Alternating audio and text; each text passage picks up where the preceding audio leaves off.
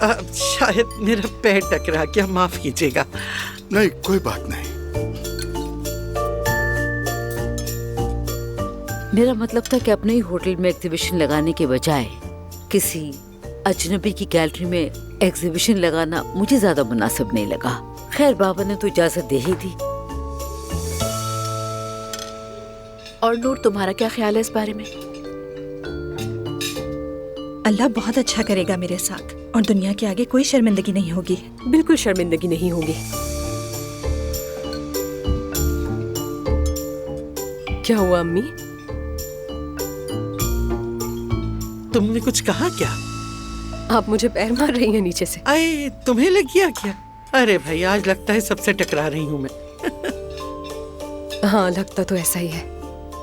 हाँ शायद। होपफुली तुम्हारे लिए सब अच्छा होगा और एग्जीबिशन भी सक्सेसफुल होगी। हो सकता है कि तुम एक दिन बहुत मशहूर आर्टिस्ट बन जाओ और दुनिया भर घूमो। इंशाल्लाह। क्या हुआ? कुछ नहीं, बस ऐसे ही हंसी आ गई।